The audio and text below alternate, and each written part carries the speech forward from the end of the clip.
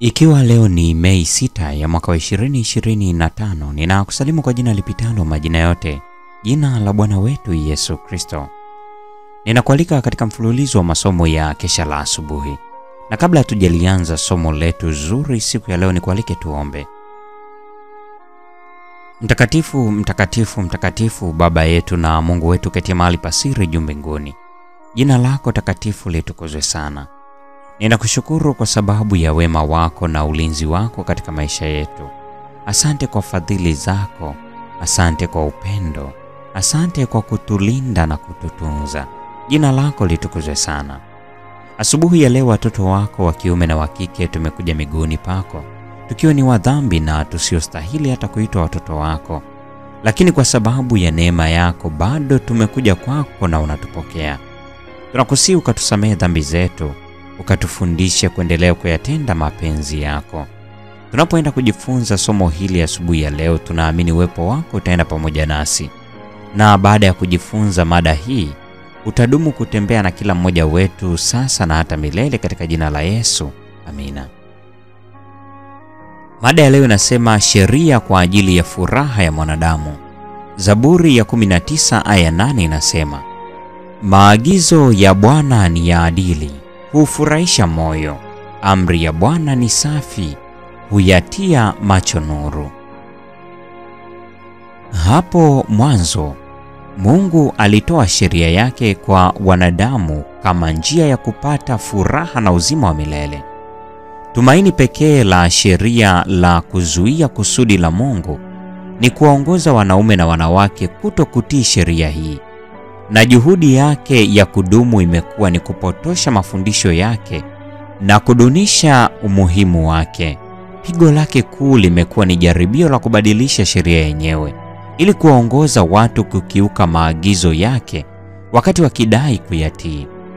Mwandishi mmoja amefananisha jaribio la kubadilisha sheria ya Mungu na tendo baya la kale la kugeuza kibao cha barabara kilichowekwa kwenye makutano muhimu ambapo barabara mbili zilikutana kuelekea katika njia isiyo sahihi. Mkanganyiko na shida ambayo matendo haya mara nyingi yalisababisha yalikuwa makubwa. Kibao cha barabarani kiliwekwa na Mungu kwa ajili ya wale wanaosafiri kupita katika ulimwengu huu.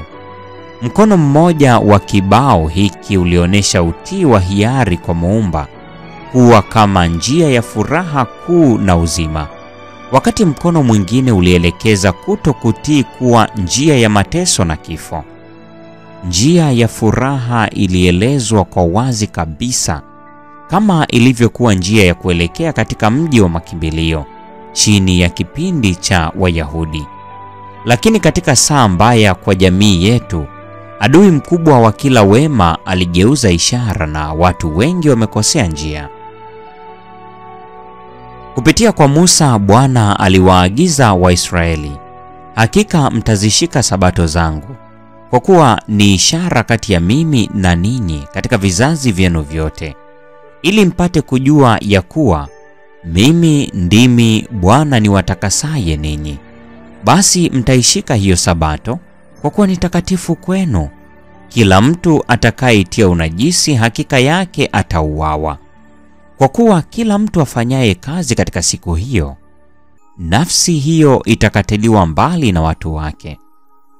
Kwa ajili ya hayo wana wa Israeli wataishika sabato, huiangalia sana hiyo sabato katika vizazi vyao vyote.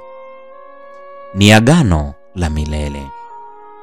Ni ishara kati ya mimi na wana wa Israeli milele, kwani kwa siku 6 Bwana alifanya mbingu na nchi, akastarehe kwa siku ya 7 na kupumzika.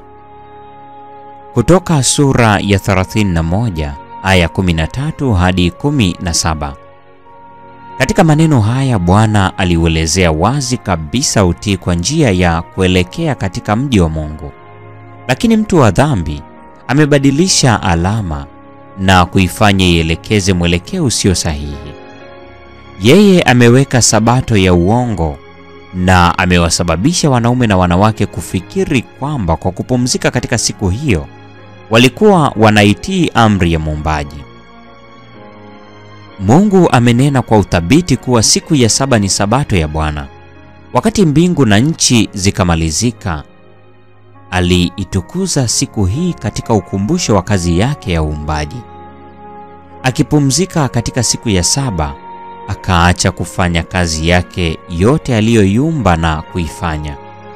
Mungu akaibarikia siku ya saba, akaitakasa. Mwanzo sura ya 2 ya 1 hadi ya 3. Manabii na Wafalme, toleo jipya, ukurasa wa 151 hadi 153. Na huu ndio mwisho wa tafakari ya mada hii siku ya leo. Neema ya Bwana wetu Yesu Kristo idumu kuwa pamoja nasi sasa na hata milele. Amina.